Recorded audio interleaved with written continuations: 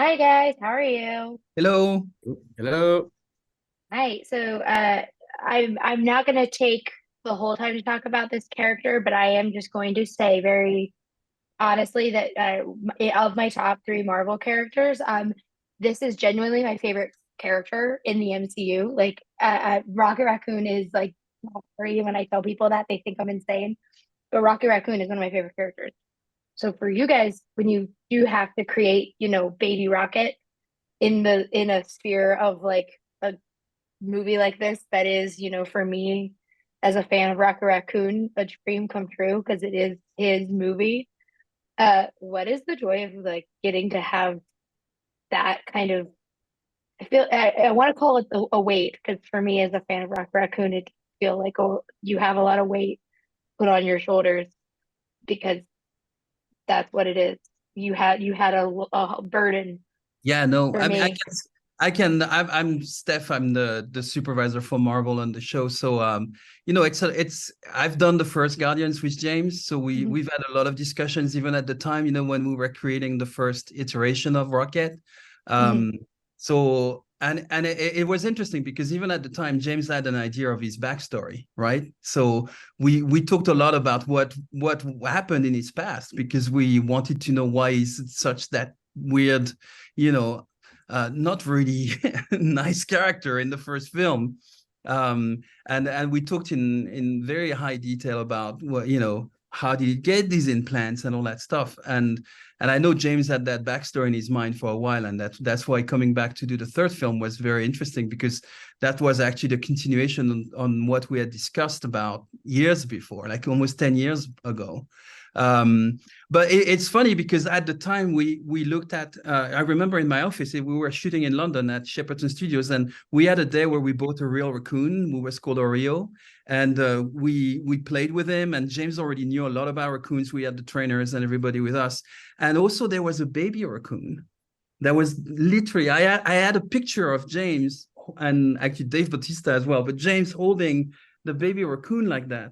And that's the picture I showed that back again to James when we started this film, and I showed that picture to Alexi, and then that started that journey of how do we create those little babies and how we create the evolution of all these different stages that he go through in the story to bring him to Rocket. So I mean, Alexi has a lot more detail about that, but that's how it really started. And you're right, it's a weight to bring those characters to life because it's the heart of the movie, Mhm. and we are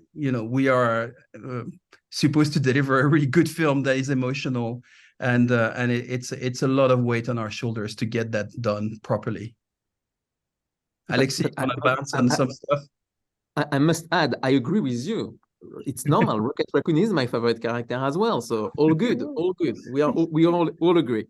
No, but like Steph said, I think we knew from the get-go that this one was very special, and it was really a lot about Rocket Raccoon, and so a lot would be on the visual effects and how we can make Rocket Raccoon emote and how can the audience can connect on this deeper emotional level to understand what he went through. And there is a lot of different steps of his emotion during the movie.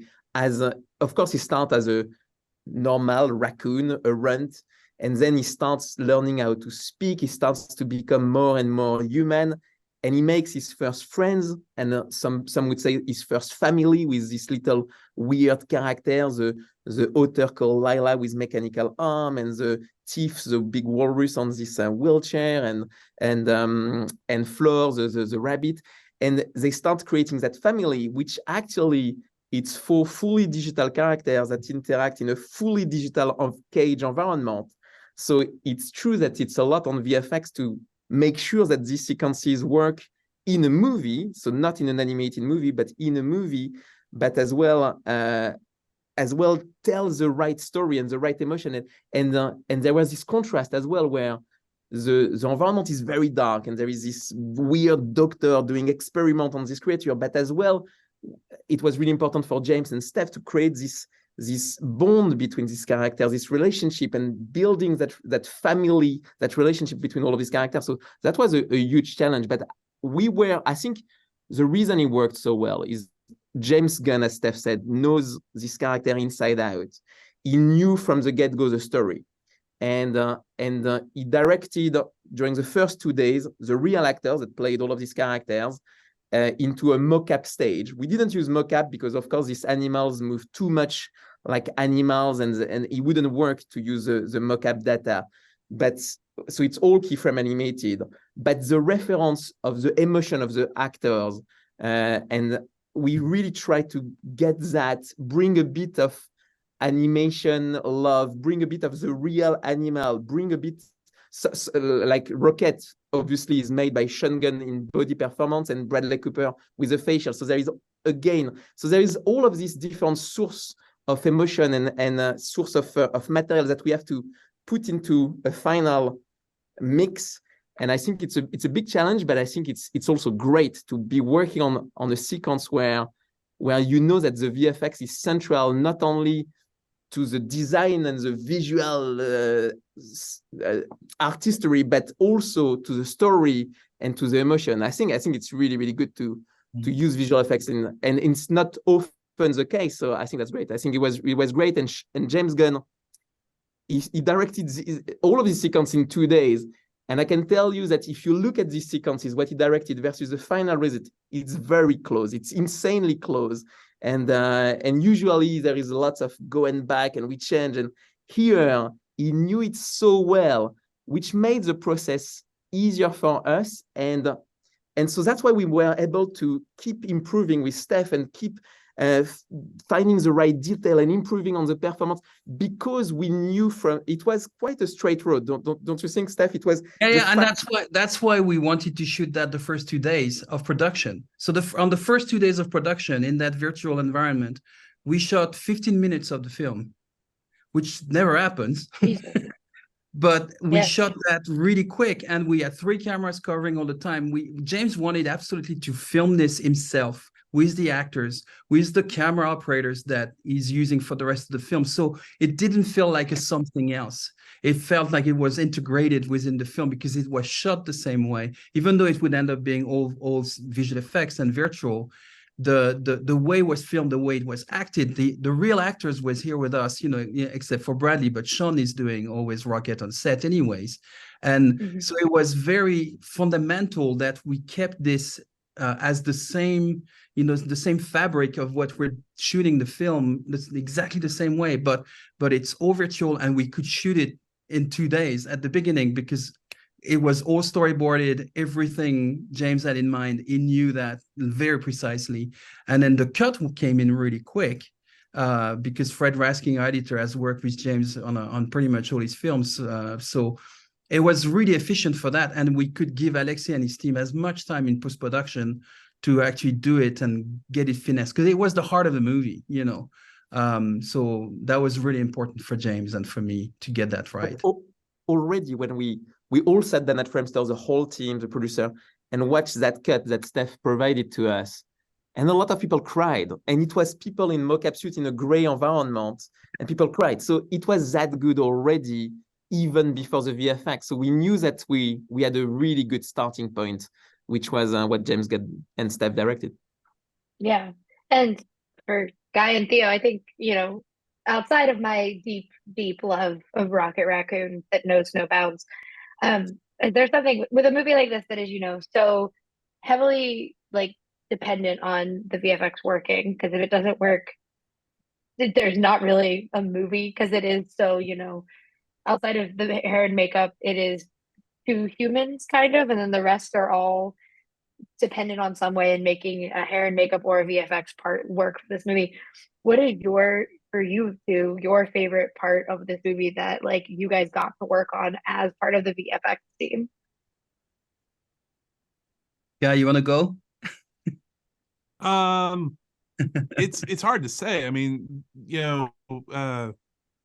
when you work on a Guardians movie, it's just there's so many moments, right? It's not like there's one single thing and then a lot of fluff. It's just like you start playing with a moment and then you look over there and it's like another shiny thing. You're like a dog with shiny things just chasing around the room trying to figure out what you want to play with. And there's actually a dog. Yeah, literally. Yeah, good point. the for us, I mean, look, we all had our favorite parts. I mean, you know, for me though, it was the oneer, just because it was such an interesting challenge to try to solve. And it was, you know, it was the kind of thing that you could do or you could do right. And we, you know, with Steph early on, we decided obviously you're going to try to do it right. You know, the stunt team had worked with Steph and the production so hard to come up with this really interesting choreography. But the you know, the fact of the matter is you just can't shoot that all in one take. And you sure as hell can't shoot that. Can't shoot that all in one take and get it to land to specific time beats. So you end up with a situation where you're breaking it up into pieces and shooting it over the course of a few days. And then you're trying to figure out how to make it feel like you shot it all as one piece. And the challenge being the choreography, the fact that you have this beautiful choreography, this dance of violence, if you will, that takes place down this long hallway, and you're trying to, you know, to leverage all that and not have any moment kind of round off the action, or you know, it's like anything that pulls energy out of the equation and just makes the whole thing sort of slow down, you know, is very, very, very, very bad.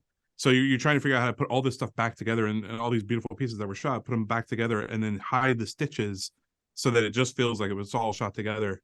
And then, you know, from a technical standpoint, there's a lot of fun things you're trying to solve at the same time. The fact that you know, it wasn't shot on motion control, so you have these rather disparate stitches you're trying to put together.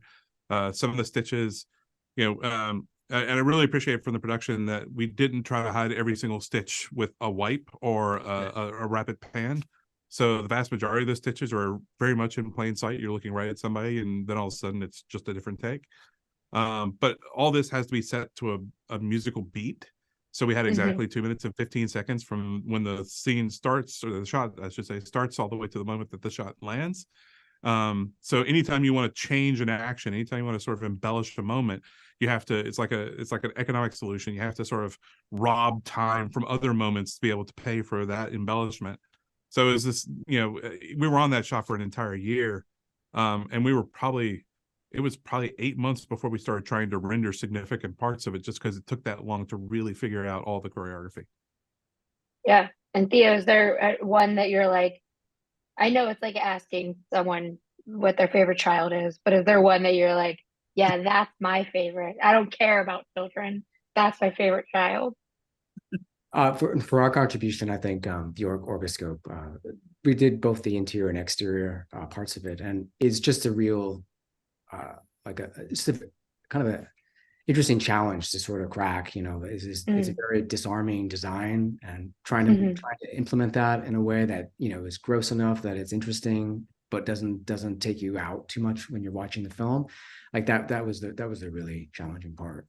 But I do have to agree with you. I mean, those emotional parts with Rocket Raccoon. I mean, I think I watched the movie 3 times. My baby. Every single time I watched it, it's just the tears come out when that one part. So it really was a home run, I think.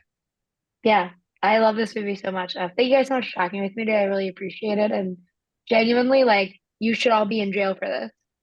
Like, all of you should be in jail for this. I have 4 of these on my bed. Not this specific one, but like 4 Rocket Raccoons on my desk. I'm an adult woman. We had so thank you many guys. stuffies, yeah. We had so many stuffies on so set many. all the time, you know, that we were playing with. Like even Pom was having fun with all the stuffies we gave her for that big scene with the stampede at the end. It was so I have fun. so many of them. But thank you guys so much for talking with me today. I really appreciate it. And I hope more people watch the Marvel movie with the F-bomb. It makes me so happy that this one got it. I was like, it rules. But thank you guys. I really appreciate Thank you so guys. much. Thank Have a you. great one.